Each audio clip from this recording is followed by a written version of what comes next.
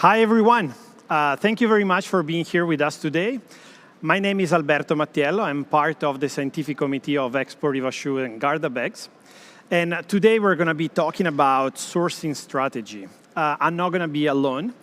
Actually, I'm going to be here together with Helen Smith-Devlin. Helen, welcome.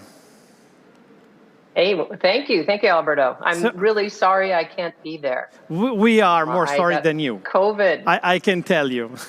But next year, we're positive we're going to be here all together. So Helen has a long history, a super unbelievable career. And you spend a lot of time with probably one of the major and most iconic brand of our times. So do you mind to introduce yourself and tell us what you have done and what you're doing right now? Yeah, Alberto, I have a long history with the Nike brand. So I started with the Nike brand when I was a university student at the University of Oregon. I met the co-founder, Bill Bowerman, after one of my cross-country meets. And that started me on a 27-year adventure with Nike that took me from Exeter, New Hampshire to Beaverton, Oregon, to Hong Kong, to Tokyo, Japan, to Bangkok, Thailand, and my final assignment was in Busan, Korea, where I was responsible for Nike's research and development in Busan and their manufacturing in Qingdao, China. I left Nike in 2009 and joined the University of Oregon. They were interested in preparing people for the industry. And so that's what we do now. We educate around 230 students each year to get ready to work at all the different brands here in the United States as well as around the world. So you started from the University of Oregon and then you get back to the University of Oregon, starting as an athlete, if I remember well. It's sort of a full circle. It's sort of like the product life cycle, right? Yeah. Yes. So, yes. Okay, so actually, I have only one big question for you, because leading all these different branches of Nike all around the world, you have been involved in a lot of different problems and evolution of the supply chain strategies. Now we're coming from a couple of years where we got the first stop creating a lot of problems. But sometimes it looks like that what is happening on the restart is creating even more problems than the first stop that we got at the beginning of 2020. So what is going to happen in the supply chain strategy in the next year? And what do you think that in terms of changes will last even the year after? Yeah, great question, Alberto. And I think something that's top of mind for all of us. I think the big part of a supply chain is that, and all of you supply chain experts out there and those that have worked with supply chain know that the last thing in the world that you want to do with a supply chain is interrupt it. And that's what we did 2 years ago. And so if we take a look at kind of the global fashion, sports, fashion and sports supply chain, we were interrupting it because of the COVID-19 crisis. At the same time, we are involved with an industry that is growing. And so it's like we have a problem, we have interruption, but then we also have another problem, and that's growth. Now, one of those problems is good, and the other one is not so good. But you have to look at them together as you consider what's going to happen next in the supply chain. So I think that for all of us sitting around, we would say, Ellen, please talk to us about transportation. And I would say, okay, I'll talk to you about transportation, but in the past, none of you cared about transportation. You know, I mean, it was just like, it's just something that happened. You know, we may be thinking about the difference between the price of putting a pair of shoes on a ship versus putting it on a plane, but we never really cared about how it got to us. You know, it was going to get to us. And what happens over the last 2 years is that was an interruption of that. And it was concentrated because, or it was amplified because we are also concentrated in where we're manufacturing. You know, so I'm going to tell you that without a doubt, a year from today, we are not going to be talking about transportation issues. It's something that we did not have top of mind before. It's something that is going to resolve itself. And there's still going to be some issues over the next year. So there will still be some pain involved with that, meaning that you will not get the products at the time that you think you will get them. But in the future, the transportation issues will resolve themselves. From a strategy standpoint, make sure you're in good partnership with your logistics partner, and that you know what their needs are, they understand your needs, and you're building strategy together in that area. So transportation is something that is top of mind right now, but it will go to the kind of the bottom of the strategy list in the future. I think this. Sorry, Alberto, go on. No, I was just saying that at least we start with the good news. So at least you see like a sort of deadline for this issue, because other issues has to be solved. So at least there's one we know, and we're saying that probably is going to be solved in the next 12 months. So good news, 1-0. Yes. Yeah, good point, Alberto, because I think that oftentimes when something is so big like transportation right now, we tend to miss the bigger topics that are going on. And the next topic is the biggest topic, and it is going to be something that as your supply chain person on the scientific board, I will continue to bring this to your attention and make sure that every person that is attending this conference is familiar with the importance of supply chain sustainability and transparency. Now you would say, okay, Alan, I'm sick of this topic. But I would say, please stay tuned, stay aware of the fact that in this area, the biggest things happening right now are happening in the United States, and it's around legislation. And so please pay attention to what is happening in the United States. In December, the United States passed a law, and that law was called the Uyghur Forced Labor Prevention Act. And there are not any other federal laws that are determining what's going to happen in our supply chain. This is the very first one. And so take a look at that. Again, the Uyghur Forced Labor Prevention Act, and that was passed by our Senate and our House, and it was signed by our president. And it's looking at the labor in China. And you would say, well, how can you, if I'm just using a supplier in China, how can I make sure that I'm not using Uyghur forced labor for the products that are being made? And that leads to the topic of transparency that you've been hearing, but you're going to hear another word coming forward in the area of transparency, and that's traceability. And so the manufacturers that you're using are going to need to be able to tell you where they're getting their labor, where they're getting their material.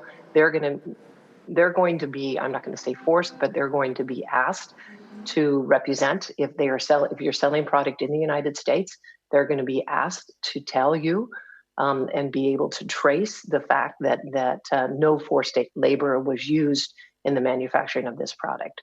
So that's the number one legislation that came through in December. The number two one that came through, and it has not come all the way through the Senate and the House, and it's only in the state of New York. But if you sell products in New York, you're going to be under a new act. It's called the Fashion Sustainability and Social Accountability Act. And I'm sure you're all looking at me saying, Alan, isn't it usually Germany that's driving this legislation? Or aren't we hearing things out of California? What's coming out of New York is cutting edge now. And so this will be requiring any company that's over $100 million. So the small companies will not be hit with this.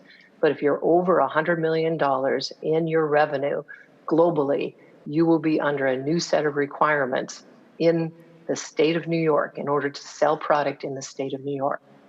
And that will be in the area of sustainability and in the area of the environment. And that will be back to the word traceability. So all of the manufacturers that are listening today, I would say the brands that are buying from you are going to need you to be able to provide more transparency and be able to trace where the products are coming from, who's building the products, and what is the impact of the building of the products. And I think that while that may not have been top of mind for brands, it will be top of mind for brands, Alberto, because it's top of mind for consumers. Yes. So that's sort of the big thing happening with the supply chain. And you know what I see here, Ellen, because when we're talking about traceability, when we talk about transparency, accountability, means that you have to measure, means that you really have to understand. So even if the major target for this new law are the biggest companies, to trace the value of their value chain, the way they produce, they need to exchange data even with the smaller providers. So each part of the value chain has to be able to transfer data and be able to communicate their information through the entire value chain. I believe this is like a huge problem connected with all the different industries that have long value chains. So it's not just the big companies, probably big companies, they need to go through the entire value chain and help the value chain to provide the right information, the right data, and also the right, obviously, policies. Right. And Alberto, if we were talking retail, we would be talking about the impact of e-commerce and really the acceleration of e-commerce over the last 2 years. Now that we're talking about supply chain, we're talking about exactly what you said. How, as a manufacturer, are you connected digitally to your brands? And as a brand, how are you connected digitally to your manufacturers? Because that's going to provide you the information that you need in order to be able to sell in different markets around the world. So, great call out.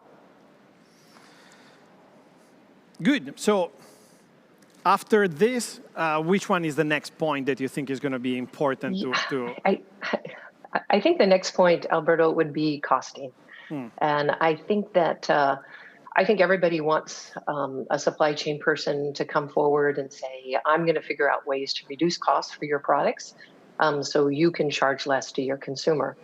But that's going to be tough. So when we look at partnership between brands and manufacturers, I'd like us all to look at the fact that the consumer is willing to pay more for more. So the consumer is willing to pay more for more. And so I think as brands in the past, we've looked at more, maybe through the lens of, more, I don't know, let's just say we put more on the product. We have more choice on colors. We have more choices where you can buy it, all of those kinds of things. But the consumer today is looking at the word more to mean more services. Are you providing, rather than having to come to your store, can you send it directly to me? The consumer is looking at more from a time period. If I want it today, can you get it to me today? So that has value for the consumer. Yep. So the consumer is looking at value and price differently for high fashion than they are for fast fashion. So I think that there's a distinction and a way that transparency is helping this industry because there's an understanding from consumers that high fashion will cost me more. So I think it's understanding that the consumer needs to see more in order to be willing to pay more. Alberto, the other word that I know we don't want to talk about, but we talked about it last year, and it needs to be part of the strategy conversation for every company, and that's inflation.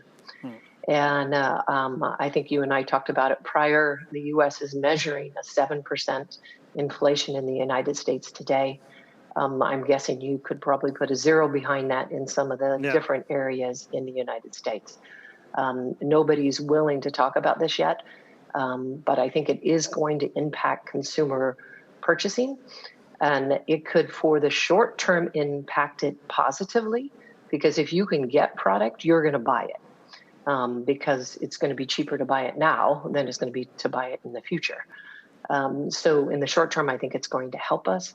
In the long term, it needs to be part of your strategy conversation.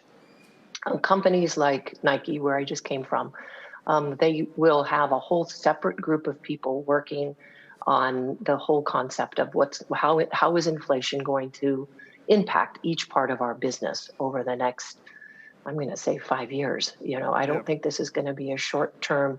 We're inflation, then we're not inflation. If we look at economics, it's not something that starts fast. It starts slowly, and then it stays. So it's something that we need to be considering.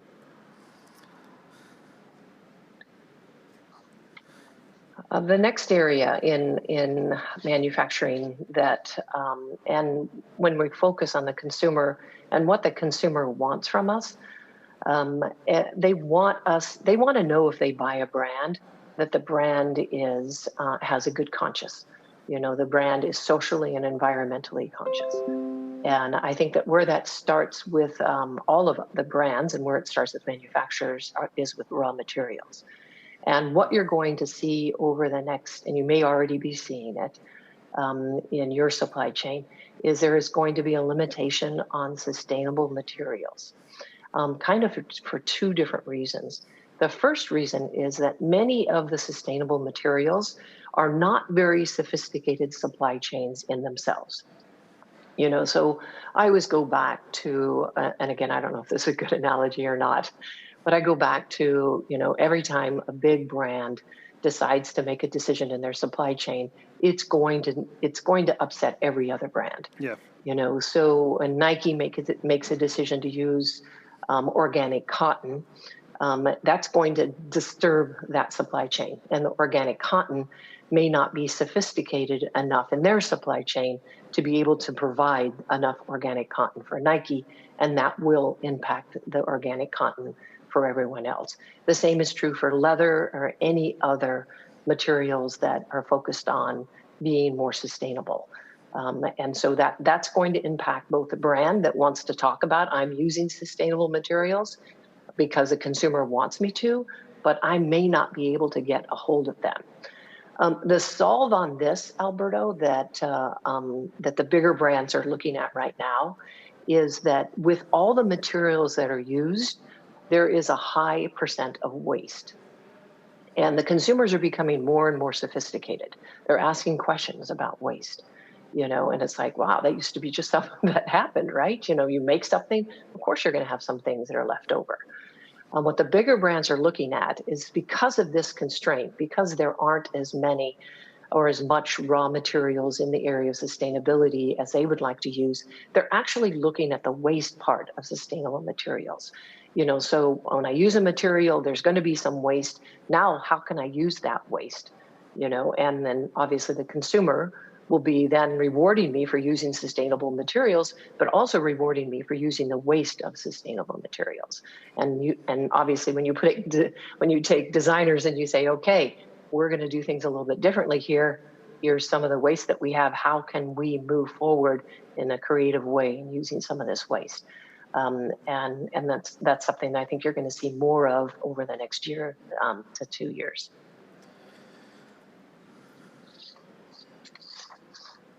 And I think the final thing I have is just, and I think that if you're a supplier, you're going to know that this is from a strategic standpoint, working with the brands, your performance is incredibly important to the brands.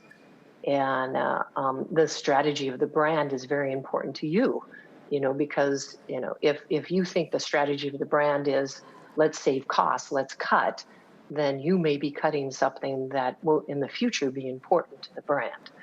And so as we look at supplier performance, you know, the supplier, you know, and the manufacturer, I mean, the supplier and the brand need to be working hand in hand with, you know, what is strategic for us today and what's non-strategic. The reason for this is that, again, we're in an industry that is being constrained today because of COVID-19, but we're also in an industry, as I mentioned at the beginning, that's growing. And what's happening with that growth right now is the big brands are taking advantage of all that growth, or the Yeah. majority of that growth. And if we're going to be able to spread that around, then our smaller brands and medium-sized brands are going to need to strategically plan with their manufacturers. Because if your strategy is, holy cow, my hair is on fire, we've got short-term problem here, then your manufacturers are going to make decisions that are not going to be right for you in the long term. You know, so that dialogue is incredibly important. So they know if they're going to make some cuts to help you maybe with pricing or with delivery or compliance right now, that is that going to help you in the long term? And I think that's why that strategic alliance between a factory or a manufacturer and a brand becomes critically important to your success and to their success in the future. This is very interesting because, again, one of the positive side of what we are living right now is that we understand that we can get out of the situation only if we work together and work together at any level, because all the things you were mentioning till now, transparency, accountability, you have to have the entire value chain being on the same page, being with the same goals.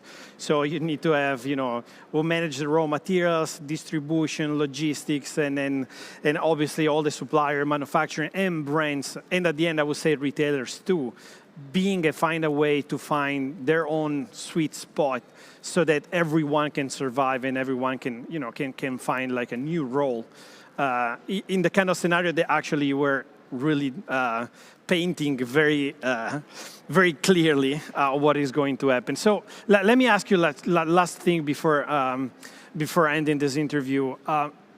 We have here a lot of manufacturers, small companies, medium size, even sometimes like big manufacturer, and different retailers coming to buy products for the next years. What do you think in terms of first step that you suggest that they should take? There was a lot on the plate that you put there. So what is the first step for a very traditional way of handling this business to start and at least moving from where companies are right now, but going on the right direction on the medium time frame? Yeah, I would say if I'm a brand and I'm at your show and I'm buying my products for the next year, I would buy it from. I wouldn't necessarily buy it from somebody new. I might go back to who I have bought it from in the past, because I think it communicates that I care about you. I know things are hard for you now, the same way that they're hard for me. And if we can get through this crisis together, then we can become strategic partners. And I think in the past, if our driving force was who's going to give me the best price today, I think that what happens when you're in the middle of a crisis and when you're in an industry with this much potential, we need to be looking beyond today. We need to be not looking beyond tomorrow. We need to be looking at a year from today, 5 years from today. When you look at the numbers around this industry is forecast. And again, not everybody likes the word forecast because forecast and accuracy are hard to go together. But this industry is forecast to grow at 50% Wow. by 2025. And I'm so happy that we're in this industry right now because we're in an industry that is going to provide opportunities for many. But it's going to provide opportunities for many who are willing to work together with the other parts of the supply chain, and realize that your success is their success. And I think everybody has heard for years, win-win. I would almost say, and Alberto, I think you were helping us as you went through each of the components of the supply chain. This is a win-win-win-win. Yeah. Win, with the consumer starting us and the consumer ending it. And the consumers want the small brands to succeed.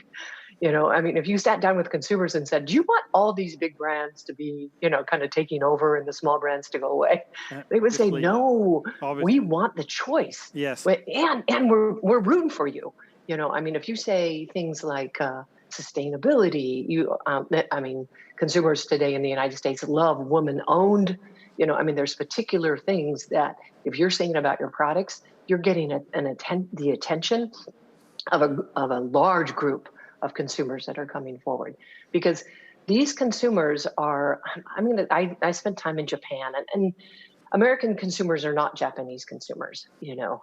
As far as Japanese consumers focus on quality and a few number of products, the United States consumers are still willing to buy, many. But they are more focused on that quality.